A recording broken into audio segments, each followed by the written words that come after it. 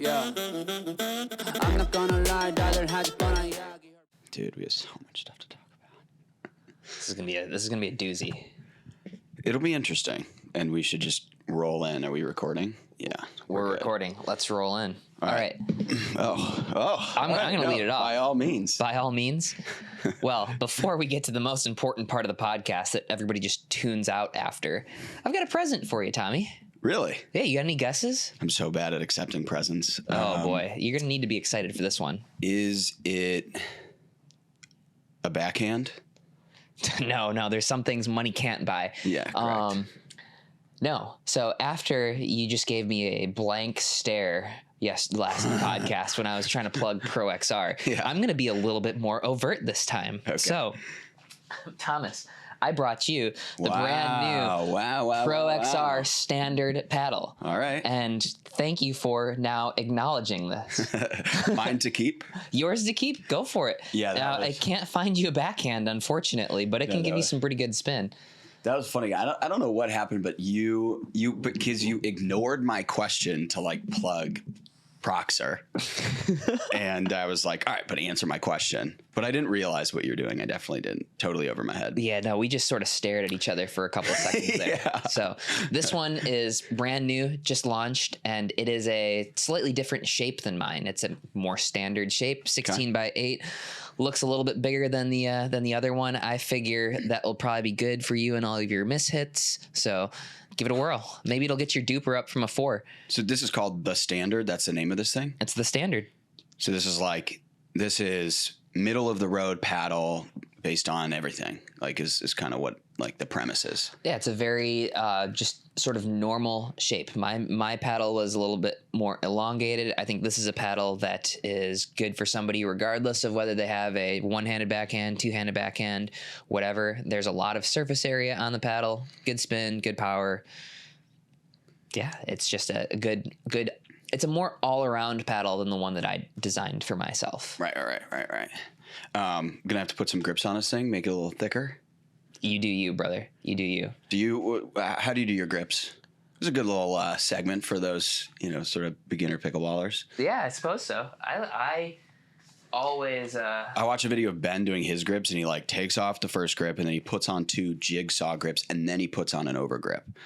Do you think he actually puts on a jigsaw grip? Yeah, because I think that was for the video. He did that. No, because he does it because the jigsaw ones have like the raised text, so it gives it this more like gritty feel. Huh.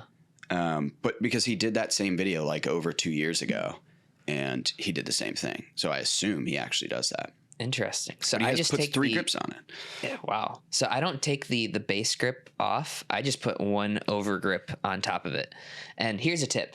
If you guys are not putting an over grip on your paddle, what are you doing? It's life-changing. It's so much better. The base grips are always pretty slippery, so do yourself a favor. Go buy a Pro XR grip, a Wilson grip, a Yonex grip, or a Turner grip. Any of those are better than your standard grips. So if you don't have an over grip, it's like in lacrosse. If you spot a kid with ankle socks and he has cold ankles, all-time chirp back in the day in lacrosse. It's just how you spot like a noob out there. A noob. Yeah. Cold ankles. Yeah. Those ankles look cold. I need to brush up on my lacrosse lingo. I always say this. I played lacrosse in Michigan. I was a great Michigan lacrosse player. Like I was good. Thought maybe I could play in college, and then I went and played 1 year on the East Coast. Totally different animal, and that was the first time I got the chirp that my ankles were out? cold, and my soccer cleats were. I was looking like a bender out there. So, a bender, learning experience. Yeah, that's a hockey term that's been reappropriated for lacrosse. So, wow, the more you know. Okay. Look at that. The Pickle Pod, your number one source for lacrosse lingo. Yeah. All right. What should we start with? We have a huge list here. I was just watching the Tyler Loong podcast, which is phenomenal, by the way. You say you haven't watched it yet. Here's what. No, I'm not a big fan of Tyler Loong. Yeah. No, I'm just kidding. Listen, I'm just kidding. Get in line because his co-host That's a joke, Jimmy. everybody. You'll figure out why that's a joke in a minute. But he did tell me and Althoff to kiss one time. That's another story. Yeah, that's anyway. I'm gonna do the same thing I did to you when you brought up the Pro XR battle. Anyway, he will literally just pull up clips. Like he pulls up a clip of K-Mac on the Tyson McGuffin podcast calling Tyler Loong arrogant, and he just like plays it. And he's like, "What do you think about that?" And then he pulls up a clip of Riley Newman being like, I don't even look in Tyler Loong's direction. He's like, what do you think about that? So this Jimmy guy is just not afraid to sling it. How come why don't we have that? I don't know. Why don't we have that? I don't know. So anyway, Jimmy is scared. not, we're going to fall down these podcast ratings that we came up with. Yeah. Well, okay. Well, this Loong's is my number one right now by far. It's the only one I listen to all the way through because I'm like, I don't know what's about to be said. So who's this Jimmy guy? I don't know his background. I assume he's in Utah with Tyler, but he seems to be very plugged into the circles, and he knows what's going on. He knows all the stuff that we're not supposed to talk about, and he talks about it.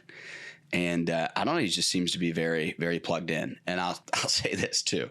I love Tyler. He was always one of like the nicest people to me when we were first touring with the PPA. He would always come talk to me. I would not call him arrogant by any means. I will call him out though and say he knows what he's doing having Jimmy there, right? He's saying, "Oh, I'm not saying it. I'm not saying it." Jimmy is his mouthpiece essentially, and Jimmy will go out there and sling it, and then Tyler can be like, "Wasn't me." Yeah, I'm sure. So when there were some OG troll accounts, there were some OG meme accounts, and a lot of people thought it was Tyler because Tyler, like once you get to know him, like he is kind of a savage. He makes some of these memes. Like I'm pretty sure he's the one that made like the Jeff Warnick paddle throw video. Oh yeah, as well as like the Zane Affleck running some lady over video. Right. They had a good story. If we had a Zane Jamie Affleck. like they do, like we could pull those up, but. I respect Tyler a lot because he's a very good business mind in pickleball. Like he's got his fingers in a lot of different things. Now seeing him do a podcast and smart to have him have somebody who isn't afraid to pop off next to him. Yeah. That's solid. Now I'll tell the story about the time where me and Tyler got into it, which I think is a pretty funny story. Yeah, let's hear it. I was playing with my boy Althoff. I think it was 2020. He and I were playing in Las Vegas, and we were playing against Eric Lang and Tyler in a backdraw match. And I think we started off pretty slow, and then we got kind of hot. Like Althoff won a couple hands battles. He was starting to, hip thrust, all that type of stuff. Mm-hmm. I think we got down something like 14-8. And we just grinded. We grinded. And I think we won like 19-17. And I think we won like the last 3 points. Came back from like 16-17 all the way to 19-17. And Althoff is just getting louder and louder and louder. And we chest bump after we win.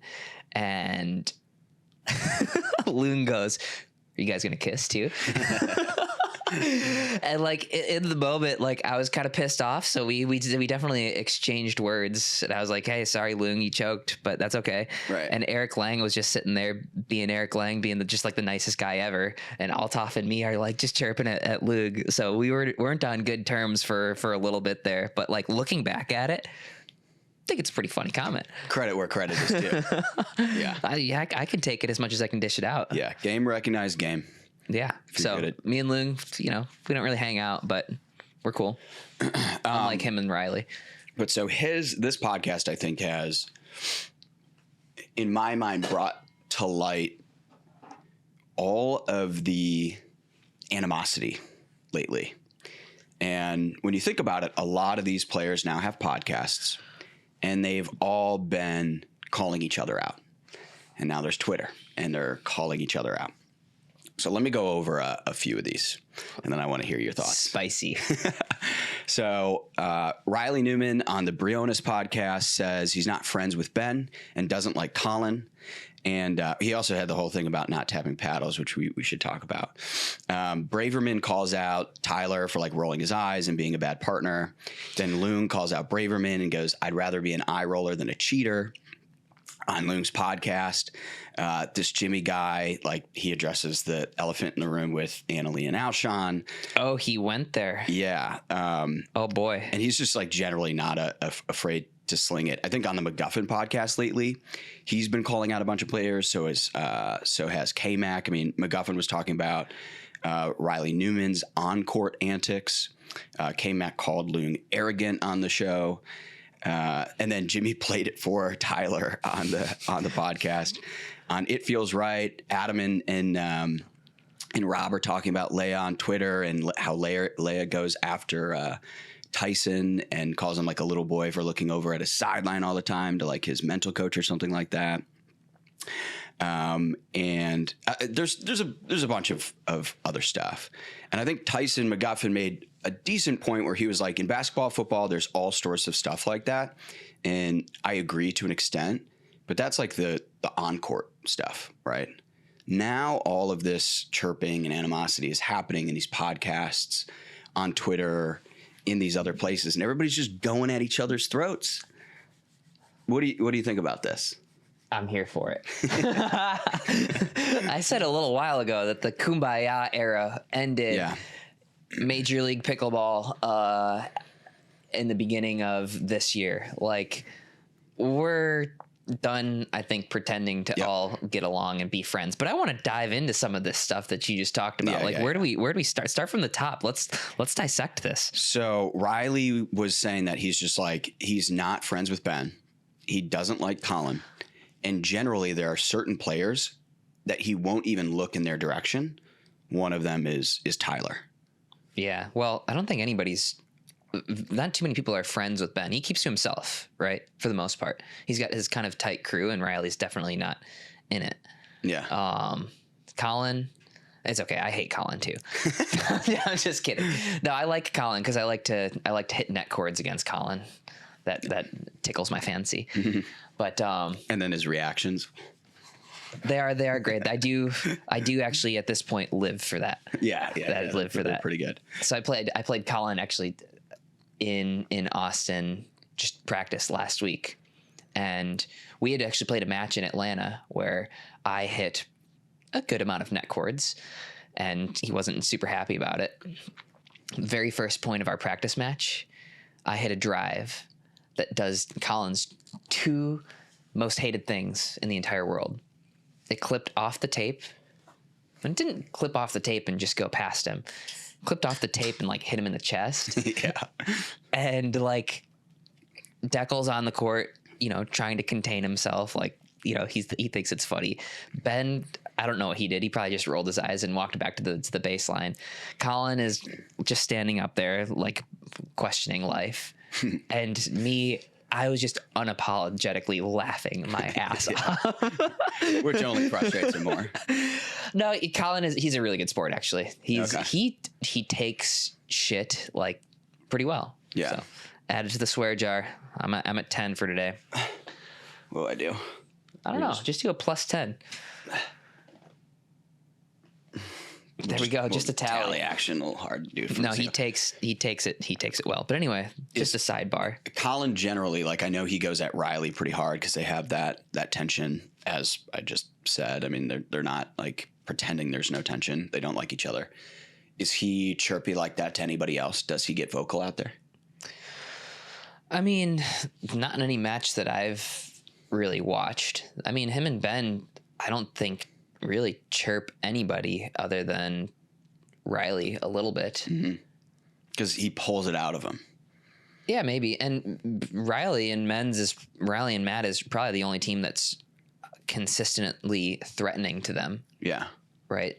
Yeah, right. If Warnick was to be out there, Warnick could talk crap all day, and Ben and Colin would probably just laugh. Yeah. Because he's not a threat, right? It's a little bit different when it's like it's an intense match. So, you know what? Colin and Julian, I think, had gotten into it in the past. I don't think Colin enjoys the really loud Andiamos. Most people don't. Yeah. So, yeah, I think generally Ben and Colin are respectful on the court almost always. I think that Riley and and Julian can bring it out in him. Right. And I like to see it. I'm there for it. Okay. The next one was, Braverman on her podcast says that, Loong's like not a great partner, or in that tournament wasn't. I think it was Newport. He's rolling his eyes at her. It's very discouraging. And then Loong says, I'd rather be an eye roller than a cheater. Same. Agreed. Same. I would agree. Yeah, Jilly B has been popping off on the podcast a little bit too. Mm-hmm. I was mentioned in one of her most recent videos, which I thought was an interesting take, where she was saying she compared like all of the crazy stuff that some of the guy players have done, and then is wondering like, why there seems to be a double standard where if she does something crazy, she's called out for it, right? Like, so one of the things out there was me with the Rafa stare down. Mm-hmm. There was Pablo with the bird. Yeah. I don't think that counts towards that. That doesn't count towards a swear jar. It wasn't a swear. We're on a budget. I forgot. Yeah. We have to answer those questions, by the way. Let's not forget to do that. That's we'll wrap it up that way. Okay, cool. Rapid fire. Cool. We won't forget. We raised $170 from him. We can't forget. So yeah, I don't know if I don't think it's a double standard. I just don't think that. I don't think that playing the gender card and saying like, look at what all these guys do and they don't get called out for. I don't think that's accurate. Mm-hmm. Like, we get called out if we do stupid stuff. I think Jill might be one of the few females that is being out there on the court, right? Right. Falling down or arguing with refs or, doing whatever, right? I don't know if it's a double standard down. Or... Yeah. She spends some time on the ground. Yeah, right. Well, the most famous one is how she really like burst onto the scene as the villain like 2 years ago or whatever, was when she served into the open court after a timeout against Vivian David. Do you remember that? Of course I remember that. It was very confusing epic. To watch that on stream. Like, it was, I couldn't understand what was happening. But she ended up coming out and like making a statement. Yeah, I think she didn't apologize for it. She's like, yeah, that's part of the rules. And to a certain extent, I can understand. Like, she would have lost her serve if she didn't, which I think could have maybe been handled better. But I don't think there's a double standard. I think people are called out where they deserve to be called out. I just think that there are more guys on the tour that are like willing to do stupid stuff. Yeah. Myself included. All right. Like, I asked Connor on the live stream. He was watching my singles match against Pablo in Atlanta. And apparently, I was talking to him, and apparently he got picked up by the mics. I asked Connor how much I would get fined first off, I asked him if I would get fined if I flipped off Pablo. He said yes. And I was like, okay, how much would I get fined? He was like, I can't say that. My next question was like, okay, well, would it be worth it? And he said, absolutely. I walked back and he didn't notice it. And I don't think any cameras picked it up. But like, I hit a winner or I lost a point. I walked back from the net and I'm holding a middle finger only so that he could see it as I'm walking back. Connor Pardo. Yeah. Party Pardo. Yeah. That's good. He's fun to mess around with. Mm-hmm. Yeah, he's a good sport. Yeah. So don't retroactively find me. You guys can't find me now. Nobody saw it. Statute of limitations. Yes, thank you. Once you're at the next tournament, you can't retroactively fine. You're welcome, PPA, for that policy. You can enact that. All right, yeah. So Tyson, though, is, I think one of the things about Tyson's podcast is they sat there and they talked for 10 minutes about how they don't understand why players are calling each other out and, why they're being petty on social media and on these podcasts, all while they're kind of doing the exact same thing, right? And I mean, what? Yeah, what on earth? Tyson a couple weeks ago, he's got those glasses on. He's like, yeah, fuck DJ, basically, more or less. Yeah, right. You can add for that one. He's like, yeah, I just don't respect him at all. That seems like a shot to me. Yeah, right. But the point they were trying, the way they were trying to differentiate themselves, or Tyson specifically, was like, well, there's the on-court stuff and then there's the off-court stuff. It's like, well, now they're on the podcast doing the exact same thing. And What exactly was he calling people out about? Let's see. I wrote some of it down. Oh yeah, he called out DJ. Let's see. He called out Riley. I should have written more of these down, but you have to go watch this segment, and I'll send it to you. And then they start kind of saying, like, they start trying to come up with like a reason for why it's happening, right? And they sort of went on this tangent about how tennis isn't like that, which I don't necessarily agree with. And then they kept bringing up clout chasing, like this is an attempt at clout chasing, like the Twitter stuff, for example, or the podcast stuff. What clout is there to chase at this point, right? Like I don't see how stirring up drama is a way of chasing clout. I mean, I can see it. You're just in the center of the conversation, right? Like you know, the Dink picks it up, or the podcasts pick it up, or the troll accounts pick it up, and you are like The troll accounts. Hey Shay. I didn't make Hey Shay's top favorite pro pickleball player, so we are now Because you keep calling her a troll. Mortal enemies. We're mortal enemies. You call her a troll too sometimes. It's the technical term. All right, the technical term. Let's not get into the minutia. Yeah, exactly. But you know, it's a way of being in the center of the conversation, and I think that people are understanding that growing an audience requires some authenticity, and when you have a platform, and the more comfortable you get on your platform, probably the more likely you are to speak your true opinions. Mm-hmm. Now more of these players have platforms and pop off. Yeah. And a lot of us do this because pickleball is still very much like a hustle sport, right? A lot of us are teaching clinics. We have sponsors. We're doing, we're doing podcasts. We're just trying to grow our brand in a way that you don't necessarily need to if you're a good enough tennis player. Right, you're a good enough tennis player. You don't need to mess around with a podcast or with doing tennis clinics. Right, we need to get what we can. Right, we need to grow what we can, and we might have a pretty limited life in pickleball. So we're trying to make a name for ourselves, and that can be good, bad, or ugly, and it could involve some drama. Sure, there's no better way to make a name for yourself than drama. Right. I think of it as kind of like tell me if you agree with this. I think of it as almost like a high school, or really any social environment where you collect a certain amount of people and you put them together and they're together often. People are going to start sleeping with each other.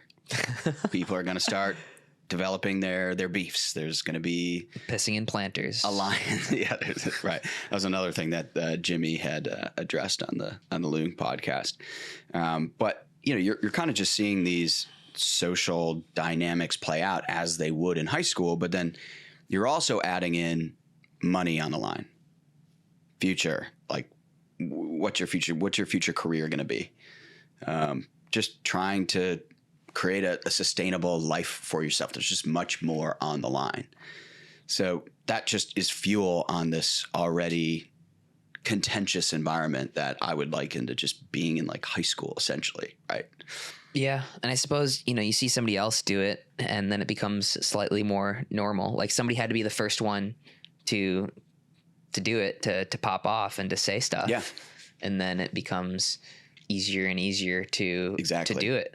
And now the floodgates have opened. Oh, the floodgates are, yeah. Yeah. Absolutely. And I think it's only going to get more interesting because now they're all responding to each other. One person says something and then the other person responds to that. And then, they call somebody else out and it's like this chain reaction.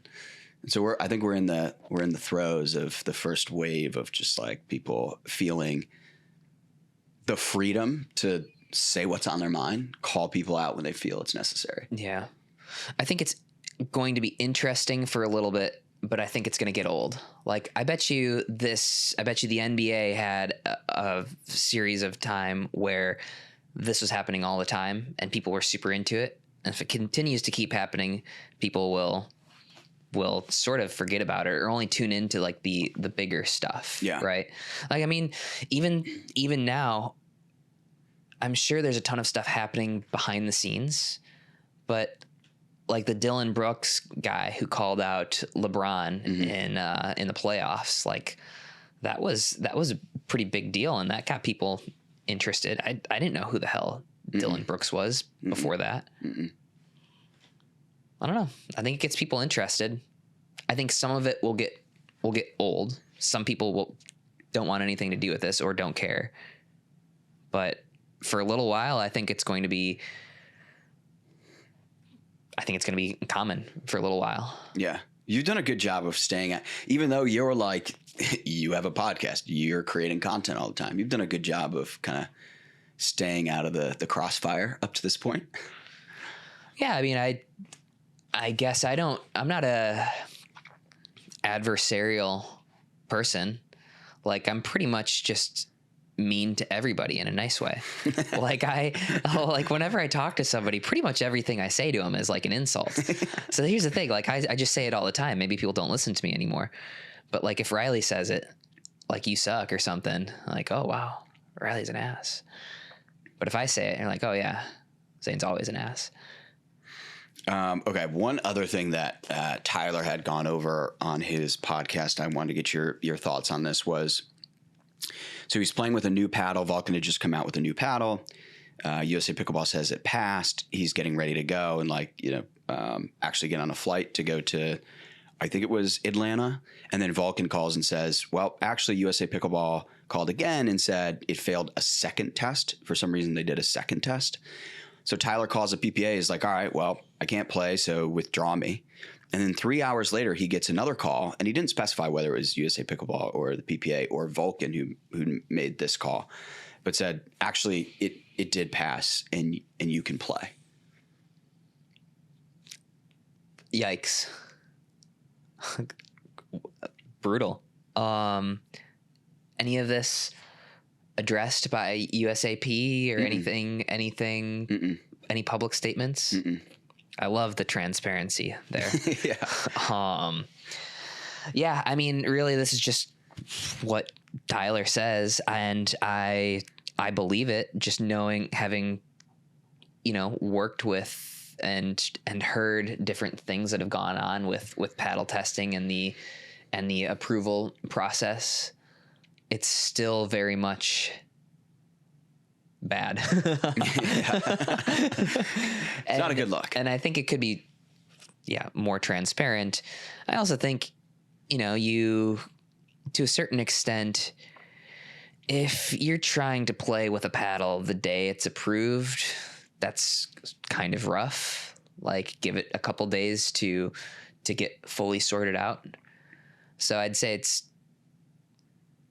I'd say it's annoying on all ends, and it sucks that you're dealing with that on the day of, but maybe just try and play with it the next tournament. I don't know, or have it approved far enough before the launch. But yeah, I believe every part about that story. Speaking of paddle approval, speaking of launch, and speaking of Zane Affleck, let's tie 3 ideas here together. Oh boy. There's also the story of Zane Affleck at a tournament when they first ever started testing paddles, and his paddle was challenged. And when the ref came over to ask for his paddle, he just launched it over the fence.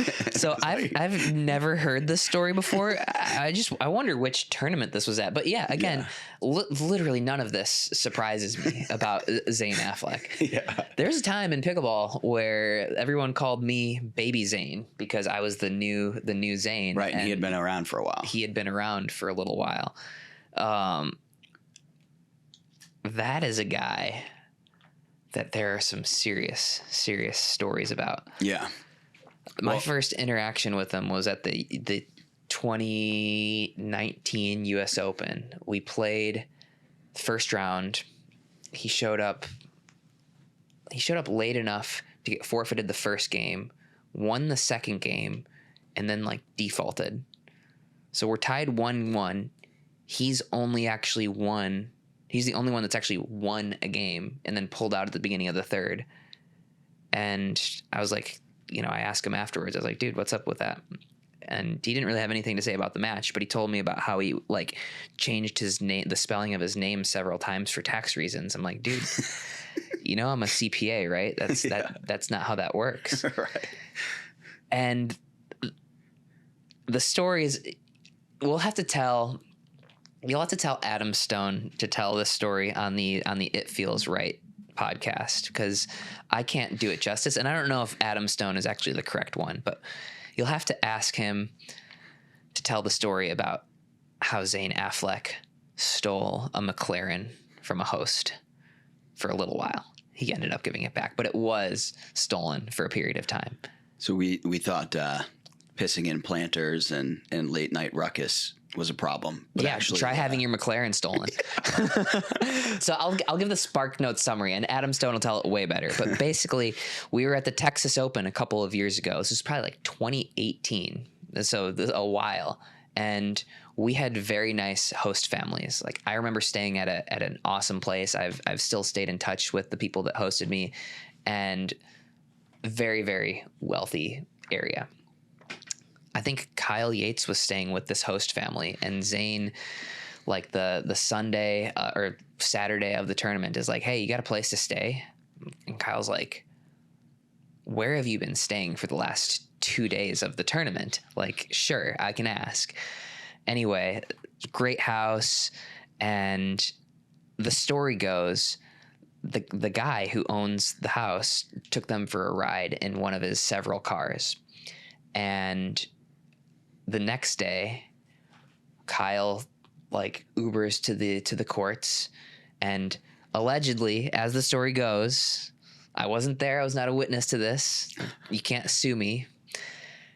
Allegedly, Zane the next morning didn't make the Uber with Kyle. He slept in or something, and then rummaged through a couple drawers, found some McLaren keys, and made his way over to the tournament. And there were some serious threats of cops being called and whatnot, but ended up all being okay. So we should actually be commending him for his dedication to the sport, showing up on time, willing to steal a McLaren to get to his pickleball match. That's one take. That's one take. That's my take. Yeah. Well, we got to get somebody on here who can tell some Zane Affleck stories. You know who has the best stories, and you know who should have a podcast? Joey Farias. Joey Farias is like he knows everything about pickleball, tells the best stories. We'll get him on here someday. All right, quick thing I saw that I thought was really interesting, and maybe so we're not gonna put this out, I think, until Monday, because we don't want to conflict with the PPA this weekend. Everybody's watching the live stream, but I saw on LinkedIn, because I follow Genius Sports, which is the betting partner for PPA. Well, they've been working out a deal for like 2 years. All right, let's talk Gamma. We all know Gamma. Elevate your game and withstand the heat with the new Obsidian paddle from Gamma Pickleball. They just came out with the new one. The Gamma Obsidian Pickleball paddle is available in both a 13mm and 16mm core and features a raw carbon fiber hitting surface for massive spin. That's why Tyson Apostle's so good, because he plays with Gammas. We'll see if he starts playing with the Obsidian here. Increase your swing speed and add power to your shots with the Obsidian. Get yours at gammasports.com and use code DINK10, all caps DINK10, for 10% off. That is DINK10 at gammasports.com for 10% off. They announced that they had released their solution for pickleball and how they're partnering with the PPA and stuff like that. So I start trying to do some digging. I'm asking around, and there's no further information on this. No press release, no statement. Even Genius didn't have like an article or anything. It was just this like rogue LinkedIn post. So I wonder, are we actually there now? Are we actually going to see pickleball have sports betting? Or is this just kind of like, 2 years ago when I came out with the announcement and then absolutely nothing happened? So I can't imagine a world where this is in effect before players have some form of integrity training or sign off on this, right? Like, if I'm playing in this tournament, I don't think that they can just have betting on my stuff. Like, wouldn't I have to consent to that? I'm sure it's in my PPA contract, right? But like, or maybe it's in some deal where you sign up for the tournament and you're acknowledging that betting could occur. But what I really can't fathom would be having actual betting before we've done some form of like integrity training. And I think that's something that Connor had discussed while we were on here. I think it's something that's pretty commonplace, having some form of integrity training. So maybe it's a step in the correct direction. Maybe they've figured out some things and understand how it's going to be implemented. But I don't think it can happen until we've like been talked to or briefed about it. Right.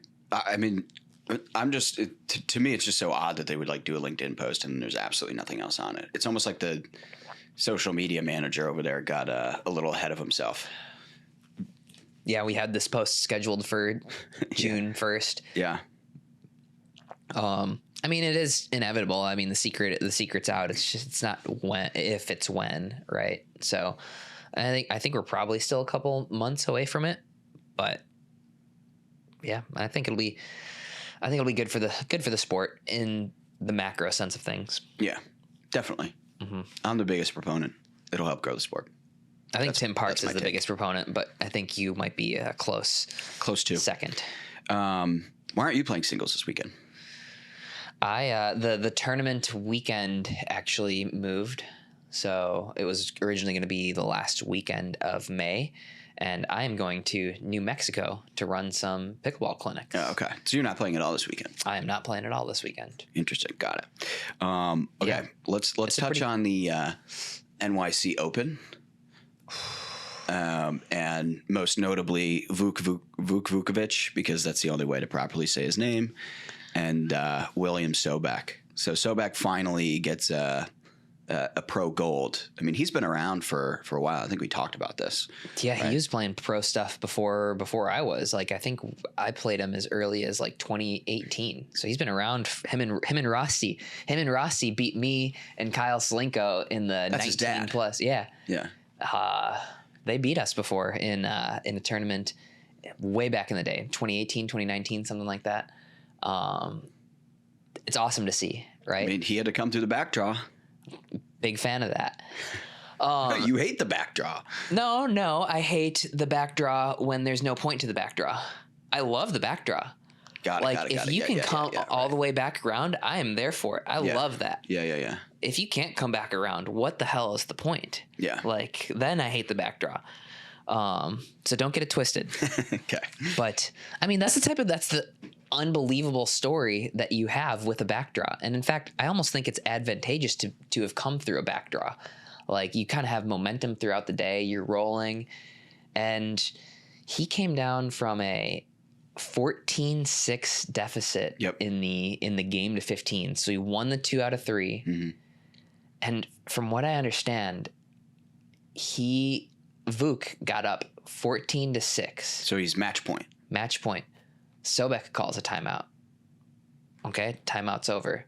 And then Vuk calls a timeout to kind of be trolly. And that did not work out well. Backfire. All-time backfire. Bigly. Yeah. Bigly.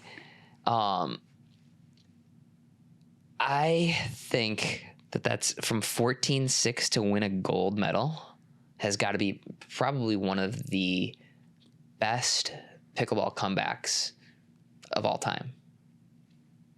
Good segue. Now, there are there's a couple other ones that come to mind. Ben and Colin at the 2019 Franklin Pickleball Masters, they came down from 10-1 down to Kyle Yates and Matt Wright to win. I'm curious. Like, we should do a full segment on this next time. Top 5 best comebacks in pickleball, but I want to see what the viewers have to think. Like, what are some of the best comebacks in pickleball? We'll do a full segment on it next time around. But like, I'm curious where we're gonna rank this Sobek comeback for gold. Mm-hmm. Yeah. But anyway, what else was there from New York? I saw that they were on Good Morning America, which is they're on Good Morning pretty America. badass. Michael Strahan should never pick up a pickleball paddle again unless he gets some lessons. That was cool. So it's kind of second time, pickleball has taken over New York. Rob Nunnery kind of, makes a statement, gets a gold. He was sort of laying low for a while. And he's back, so shout out to him. Congrats, he's playing Rob. well. It seems like he's playing well. Yeah, seems to be making some noise. Do you think he's kind of on that short list to be in Premier? Yeah, it's tough. I mean, I don't know if he's playing any of these PPA tournaments. I don't know. Yeah, I think people are going to put more weight in the PPA tournaments. Because he's been doing well with Andre, playing good mixed. I think it was him and Susanna, right? Yep. Mm-hmm. Susanna, I think, is somebody who's on the short list to be on the in the Premier, and I think she probably should have been in Premier this time around. Yeah, but Susanna is a very, very underrated player, and I think Nunnery he's in the conversation. I don't know. Is part of it because she looks so unassuming, like she has such an unorthodox way of playing? Probably. I know she loves to be called unorthodox. She loves it when people assume that she didn't have a tennis background too. So a lot of times, I mean, I've heard it so many times. They're like, Susanna, how are you so good at playing pickleball? You don't have a tennis background. She's like, yeah, I do. And they're like, oh, okay. Susanna's partner. Wow, great match. Let's just move on from there. Right. But yeah, she does things differently, and this is not a solved game. Like, one of the things that she does is she's called the net lord, right? Because she hits so flat and low over the net, so little margin, but she's so consistent with it. And maybe it's just the way that she hits the ball in a little bit unorthodox of a way, but it works. It works really well in mixed, and she's good at keeping the guys honest because she's very, very difficult to read. So yeah, Susanna's a beast. I love playing with Susanna. What do you think about this Vuk guy? I hadn't heard of him. I guess it was his second pro tournament. He's a beast too. I think he's a little bit of a character. I don't think he was winning too many friends out there. Yeah. From what I hear. Right. I think he was kind of like the prototypical tennis villain. Oh yeah. Yeah, he did. I think to go up 14-6, didn't he do like the Aaron Rodgers discount double check move? But then he loses. Yeah, that just ages so badly. That ages so badly. I can't believe memes of pickleball. What the hell have you been doing? Where were you last week? Yeah. Unreal. Have you played him? No, I'd never seen him before. Okay, wait. You have one more best comeback of all time. Your own comeback. Oh yeah, I did have to. It's just one that came to mind. I want to hear more comebacks from the viewers because the matches that come to mind are mostly mine because I was there and I remember them. But I do think this is a legitimate, very good comeback. I played Dylan in Chicago in 2020, and Althoff and I the night before, we won gold at like midnight because it had rained. Yeah. And it was the epic 17-15 match over Adam Stone and Jay DeVilliers. And so I was pretty beat, and I played Dylan in like the quarterfinals or something. And he won the first game in a close one, 12-10, and he was up 10-0 in the second game. And I fought off like it had to have been like 8 or 9 match points and won it. And then I also got down 8-1 in the third game and came back and won it as well. So that was an epic comeback, but it wasn't a gold medal match, right? It wasn't Sobek coming back to do that for a gold medal. It wasn't Ben and Colin coming back from 10-1 in a gold medal match. It was an epic comeback. If it was in a gold medal match, I would probably call it the best of all time. But it was. I'm serious. Like just based on the numbers, I think it's one of the best comebacks. But you have to base it on the context too. I think you have to weight the context with the actual comeback. Yeah. Okay. So anyway, viewers, leave a comment. What do you think are some of the best pickleball comebacks of all time? All right. Cool. I like it. Pushing your own propaganda. as always. How do you like your paddle, by the way? What happened to it? It's right there. Yeah. We should play. We'll play. I'm going to get back into pickleball now that I'm not running as much. Okay. Here we go. All right. I think I say that every episode, though. Let's talk about this because it was in a sport that doesn't have a lot of news. This was breaking news.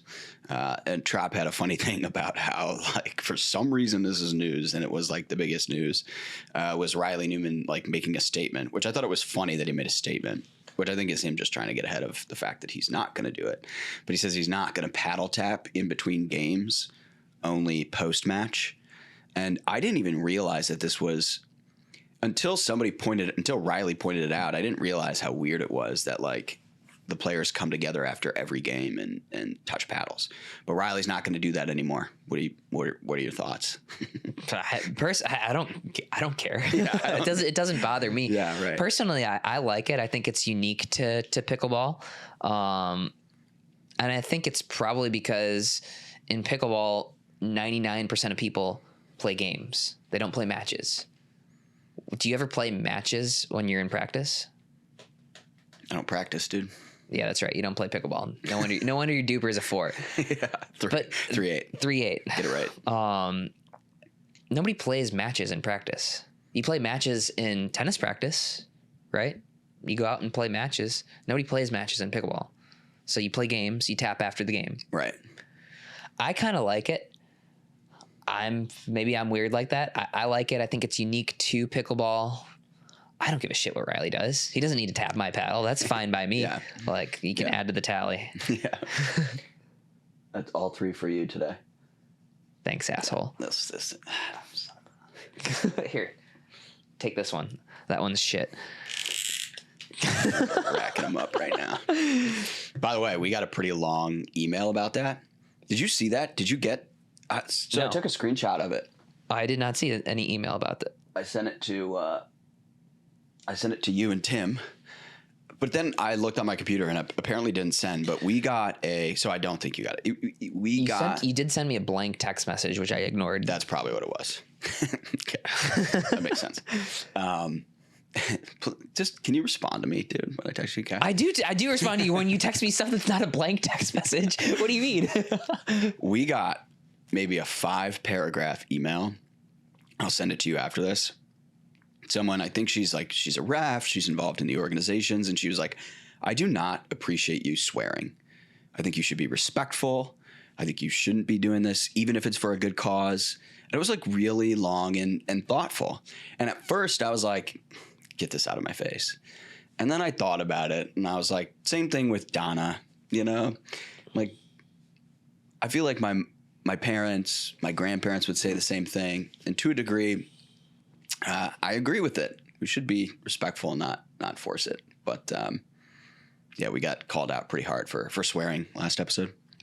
All right. Well, you can forward it to me. I probably won't read it. To whomever that referee or person is, go listen to NPR. That's my comment. What do you mean by that? I don't think they swear on NPR. Oh, okay. Okay, got it. Yeah, National Public Radio. Are you familiar? Yeah, right. Uh-huh. Very familiar. Yeah, anyway, you can listen to Thomas. You can just not listen to me. You can put me on mute. NPR a little controversial these days. Apparently. Is that the case? Apparently, everything's controversial. I mean, even our podcast, we're trying to raise money. Like, fair.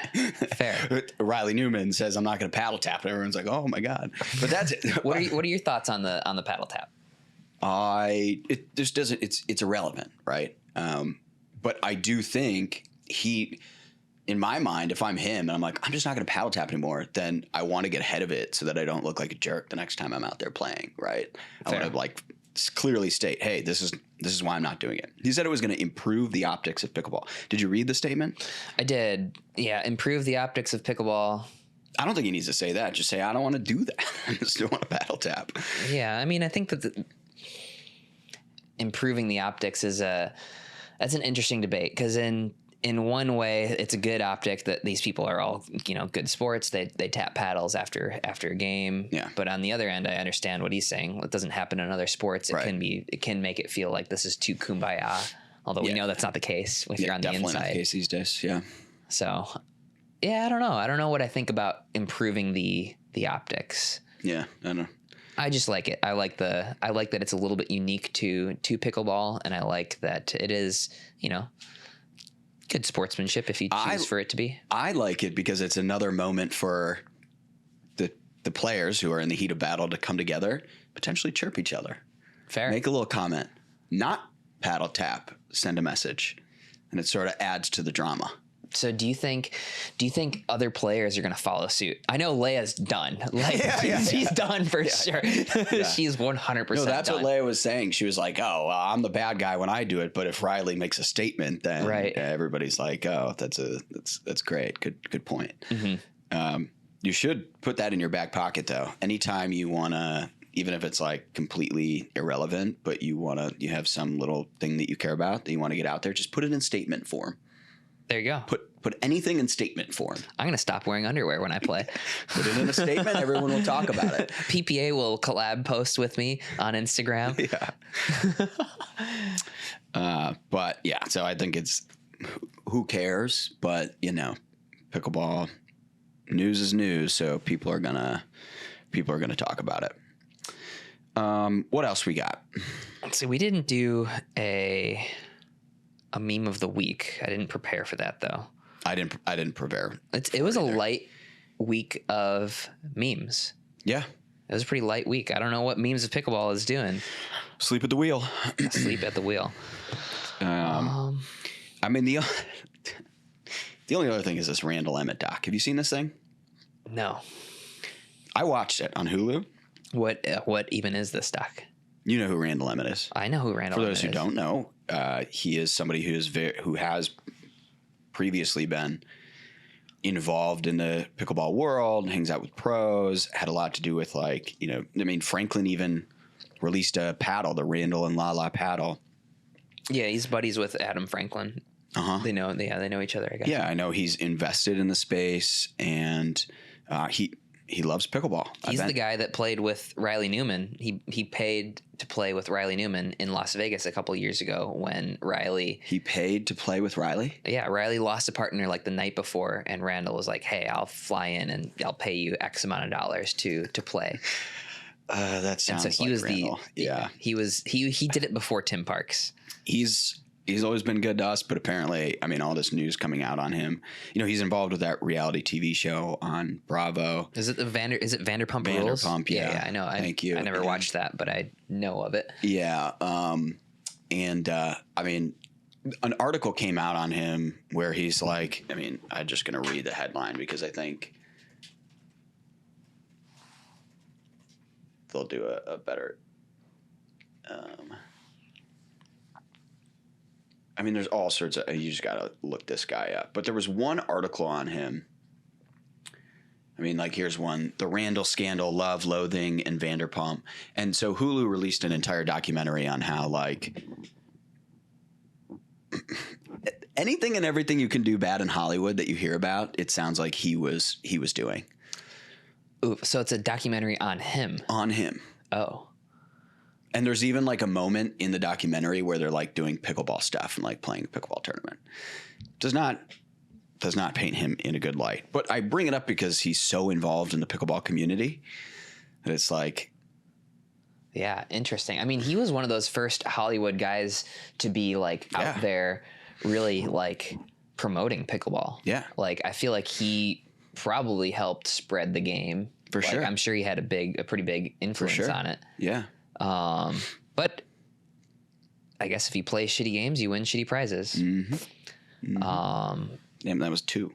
Yeah. It was one phrase. Come on, one phrase. Is that how you do it? God, it's been a while since I've been in school. Oh man, you're gonna give me 2 for that? Yeah, bro. It was one phrase, bro. One phrase. We're going phrase by phrase now. You're moving the goalposts. I suppose so. Goalposts. This habit's getting expensive. Damn. All right, well, we covered that. If you haven't watched it, you gotta go watch it. It's pretty insane. Yeah, he's an interesting character. He's fun. I had one dinner with him. He's fun to be around, but I don't know him personally. At one point, he was going to buy my NFT, but that didn't happen. That's another story. I created I created an NFT of the world's first chainsaw serve. Yeah. I sold it for like $2,000. Really? Yeah, it was back in the heyday of NFT. I wonder what that is worth. I remember you doing that. I think we put it on a newsletter and stuff. Yeah, that was a little while. That was like right during peak NFT time. Yeah. I don't think it hasn't been transacted at all since. Otherwise, I'd get weird. Yeah, weird. no. Weird people aren't clamoring for the rights to that. But it's cool. I mean, the deal is kind of cool. I get like a 10% cut anytime it's transacted in the future, which is cool. If it ever gets transacted in the future, make a little comeback. Make a comeback, yeah. Or if the ether makes a comeback, too. Yeah. We talked about last episode how there's like we've seen a bunch of pitch decks and a lot of people trying to get in the space with all sorts of different businesses and ideas. And one of the ones that we used to see so often was NFTs and like pickleball coin, like cryptocurrency stuff. And it's like that has completely vanished. Oh yeah. Yeah. We'd see like one a week and now it's just gone. Yeah. I'd been approached by a couple of those. And I think now to get people on board, it's so much more difficult after a bunch of those people that endorsed, what was it? Like Kim Kardashian and Tom Brady, they all endorsed this. Oh yeah. It's like the biggest one. Yeah, I can't remember what it is, but they endorse it. They're all tangled up in lawsuits and stuff. Yeah. Sam Bankman-Fried. Yeah. Man, I can't remember what that one was called, but yeah, that was like FTX. Yeah. Yep. But yeah, all right. Should we? Anything else? Because I'm going to read you these questions from the donors. All right, let's do it. So.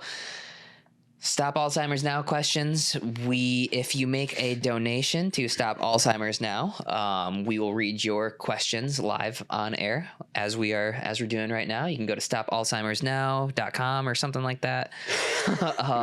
Just Google it. Hey, a little prep would go a long way. Okay. You're right, but if you include your question in the submission, and you can make any donation that you want. We actually raised $170 from questions last time, which is pretty good. Although I am outpacing that on my own with my mouth. I feel like I got reprimanded by like my grandma, and now I'm like scared to swear. That's fine. Your grandma is cool. You don't have to swear. I swear enough for the both of us. So that's correct. You're doing a good job. Yeah, but hopefully these donations are what really make the impact. So agreed. Should we? All right. Do I read first and last name? Yeah, they can put. Yeah. So Richard Baguette. Zane, how much for lessons like Briones does to be guaranteed to raise my duper from a 3.0 to a 3.5 at best to a solid 4.0? I'll donate the cost to Stop Alzheimer's Now. Plus, I want you to sign your most winning paddle sponsor, Franklin. This is breaking my brain. We got to work on our grammar when we submit these questions. I'll donate the cost to Stop Alzheimer's Now. Plus, I want you to sign your most winning paddles sponsor, Franklin. I own one of your pre-used paddles dated with sharp. All right, we're going to take this piece by piece, okay? Yeah. How much for lessons like Briones to guaranteed to raise my duper? They're free to answer your question, but feel free to donate to Stop Alzheimer's Now. So you guys can go to my YouTube channel. That's where I essentially do lessons. I'm not really doing too much in-person stuff anymore. I really do enjoy putting that content out there, invest a decent amount of money into doing it. So you guys can check out my YouTube channel for free lessons. There you go. Okay. We'll leave it at that because the rest is very, very confusing. But he says, let's go Scrappy, which apparently is one of your nicknames. Scrappy. I like it. Yep. I like it. Thank you, Rick. Thanks for making the donation. Much appreciated. This one is from Dink McDinkmaster, apparently. Oh, yeah. Zane, how do you think the PPA, Pro Pickleball generally, would be different today had they not outlawed the Zane Saw serve?